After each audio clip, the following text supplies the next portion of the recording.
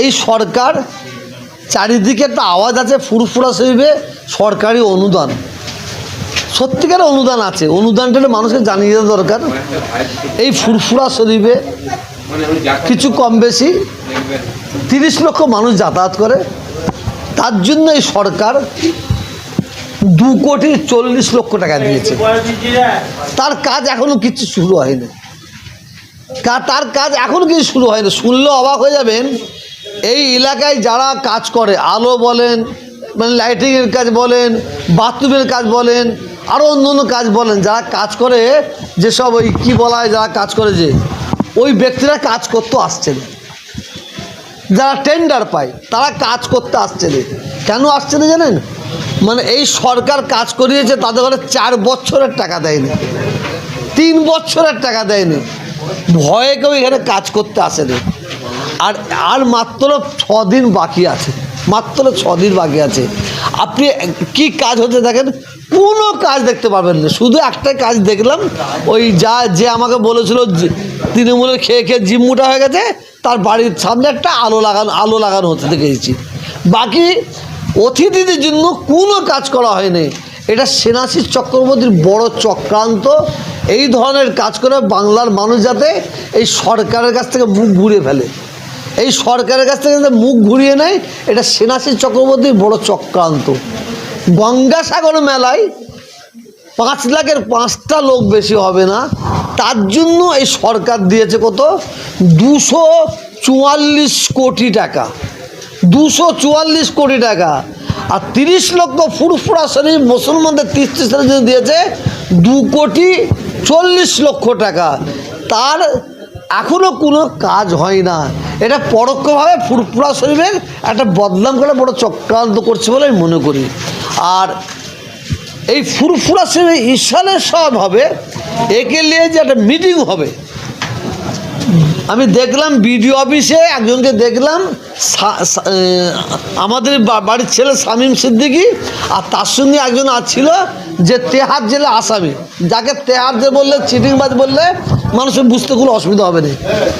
আর এইখানে যারা বয়স্ক পীর, ইসমাইল সিদ্দিকী সাহেব, ইব্রাহিম সিদ্দিকী সাহেব, হোসেন সিদ্দিকী সাহেব, ওমর সিদ্দিকী সাহেব, কুতুবুদ্দিন সিদ্দিকী সাহেব, পীরজাদা জিয়াউদ্দিন সিদ্দিকী, জবিউল্লাহ সিদ্দিকী,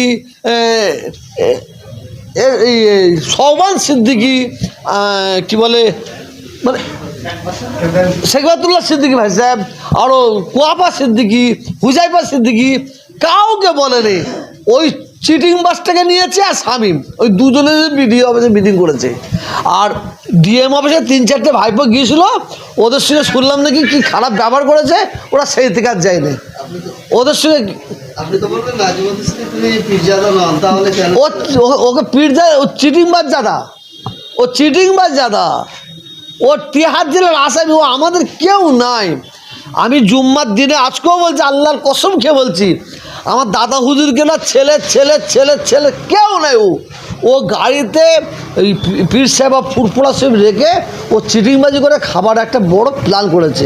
আমি বারেবার বলছি, ওকে লাভ নেই। আমার ফুরফুরা শরীফে লক্ষ লক্ষ মানুষ আসে, তাদের জন্য সরকারের এখন পর্যন্ত কোনো অনুদান উনি দিয়েছেন 2,40,00,000 টাকা, এখন পর্যন্ত 40,000 টাকার কাজ হয়নি। এই সবের মূলের মেন আসামি ওই কালপিট কে? সেনাশিস চক্রবর্তী।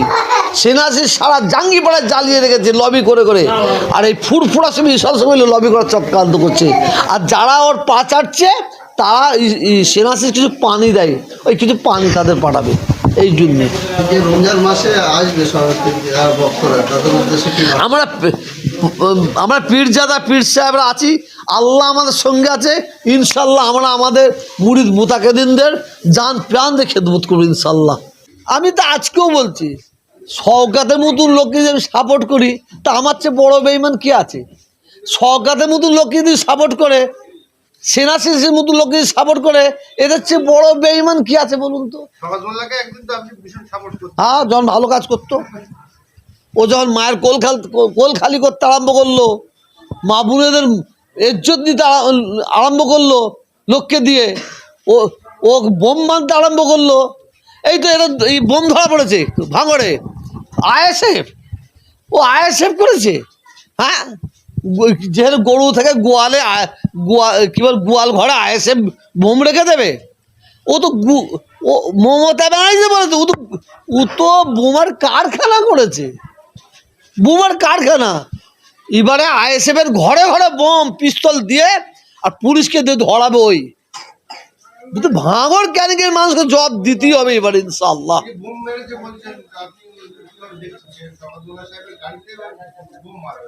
ওটা তো তৈরি করা হয়েছে। ও কি যন্ত্র জানেন? হ্যাঁ, রাত 12টার সময় ওখানে কি করতে গিয়েছিল? আর মাঠের মাঝখানে বোম মারল ওকে। ওই করাচ্ছে, ওই সাপ হয়ে কামড়াচ্ছে আর রোজায় ঝাড়ছে, সিকিউরিটি বাড়াবার জন্য। ভাঙর ক্যানিকের মানুষ এবারে জবাব দেবে।